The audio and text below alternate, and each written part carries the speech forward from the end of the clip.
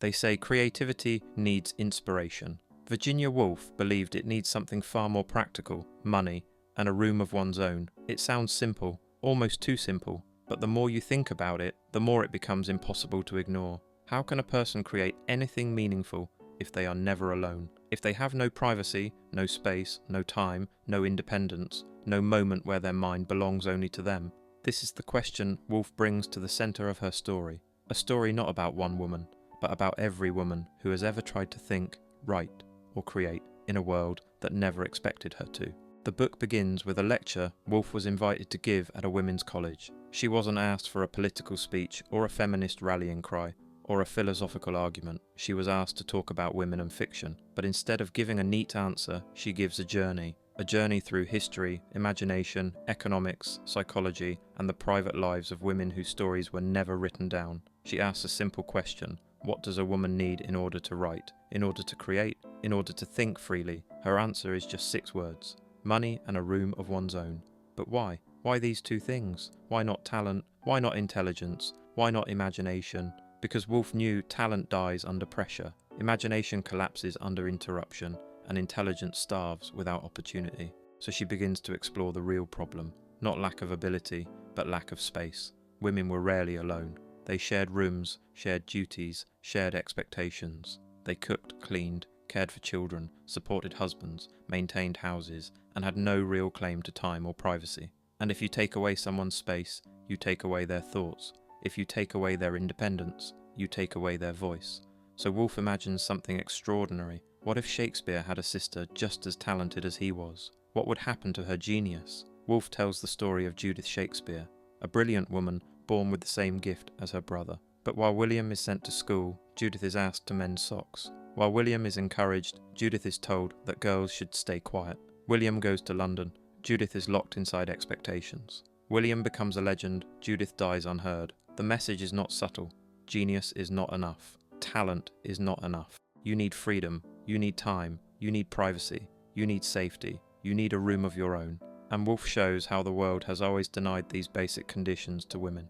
She visits 2 imaginary meals, one at a wealthy men's college, the other at a poor women's college. The men eat well, courses of beautiful food, warmth, comfort, inspiration. The women eat a thin soup, a plain meal, nothing that lifts the spirit. Woolf isn't talking about food, she's talking about inequality. Economic, emotional, intellectual. How can someone fed daily on restriction compete with someone fed daily on abundance? And here's where the book becomes surprisingly modern, because Woolf isn't just talking about 16th century women. She's talking about anyone today who struggles to create while caring for a family, working 2 jobs, sharing a small room, fighting for time, fighting for energy, fighting for the right to think. Ask yourself, how many times have you wanted to create something, but you were tired, busy, interrupted, distracted, pulled in 10 directions? Woolf understood that creativity is fragile. It needs quiet. It needs stability. It needs time that belongs only to you. And she makes it painfully clear that throughout history, women simply didn't have these things. But the book doesn't only criticize, it imagines. Woolf imagines a future where women can earn their own money, close their own door, sit in their own room, and finally hear their own thoughts. She imagines a world where women write not out of anger, but out of freedom, not to fight, but to create. She wants women to write the way birds sing, because they must, because something inside them needs to speak. She knows this is not just about writing, it's about selfhood, identity, dignity, the right to exist, not as someone's daughter, wife, or mother, but as a whole, thinking human being. And yet, Woolf also warns of something subtle. She says a woman must kill the angel in the house. The angel is the voice that tells her to be nice, to be selfless, to avoid conflict, to agree, to stay quiet. Woolf says you cannot write honestly while trying to please that angel. Creativity demands truth, and truth often disappoints others. So she asks her readers, who are you trying to please? Whose approval are you chasing? And what would you create if you stopped? This is where the book connects directly to the modern world, because even today women still face questions like, is this too much? Am I allowed to say this? Will people judge me? Do I deserve this space? Woolf would say yes. Yes, you deserve the space, the voice, the privacy, the independence, because creativity is not a luxury, it is a right. She also points out something people rarely discuss. Anger fuels creativity, but it can also poison it. Pain brings insight, but if pain becomes your identity, it limits you.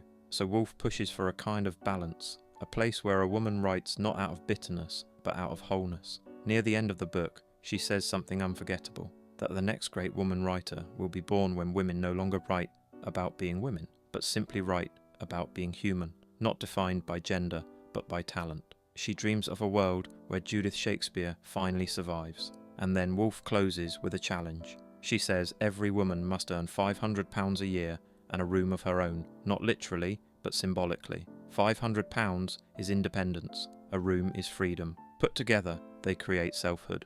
And that is when she turns the responsibility to us, to modern readers. If you want to create, if you want to think, if you want to write, you must protect your mind the way others protect their bodies. Your space matters. Your time matters. Your privacy matters. Your financial stability matters. Your freedom to close the door and hear your own thoughts matters, because if you don't claim your space, the world will fill it for you. And so the book ends not with an answer, but with an invitation, a quiet call to action. And I want to leave you with that same invitation, not as Virginia Woolf said it, but as a question only you can answer. What would you create if you finally had a room of your own?